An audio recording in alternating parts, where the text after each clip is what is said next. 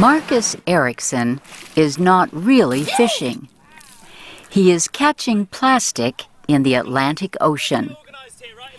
Ericsson wants to publicize the growing buildup of plastic waste in our oceans and to study its effects.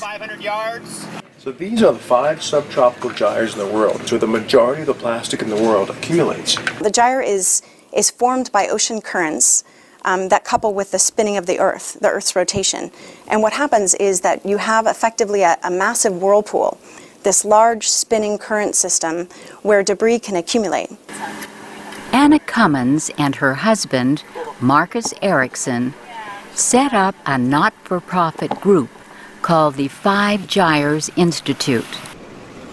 It helps researchers with studies of plastic pollution in the oceans.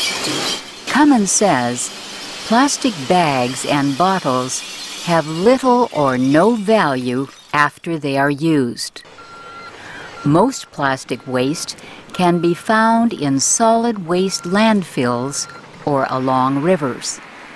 A lot of this waste also washes out to sea.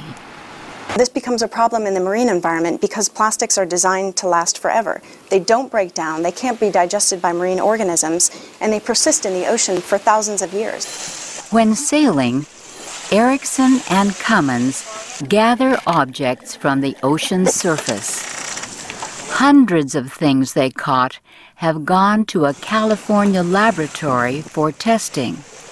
What shocked me the most on all these trips is to cross an ocean, to cross for thousands and thousands of miles, and find that every single sample we pull up has plastic.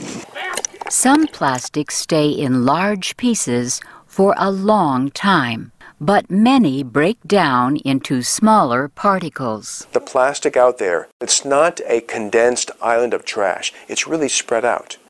That it's this plastic soup that is from continent to continent. Animals mistakenly eat the smaller pieces of plastic or feed them to their young. Roughly 43% of all marine mammals, 86% of all sea turtle species, and 44% of all seabird species have been found with plastics in or around their bodies. 35% of the samples of fish that we collected in the North Pacific had plastic in their stomachs. 5 Gyres Institute and its partners are now studying how plastics enter the ocean's food supply and their effects on human health. I had a chance to do what's called a body burden analysis on my own blood. We looked into my blood serum to find, do I have these same chemicals that we know stick to plastic?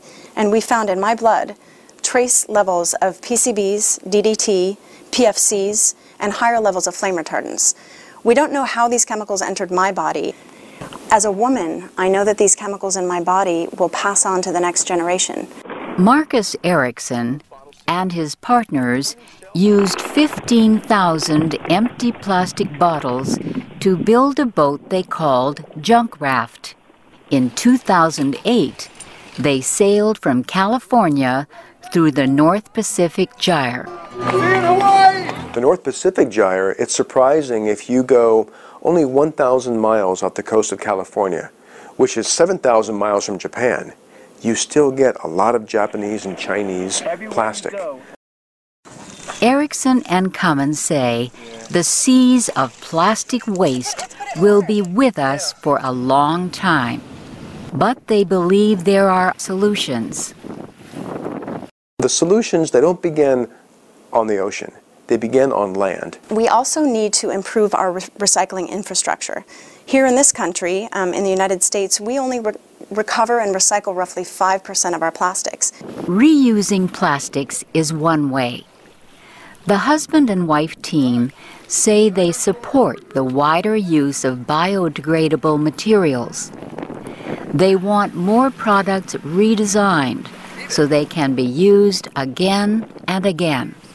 And they believe that people around the world need to understand the problem of plastic waste and its effect on the environment and our health.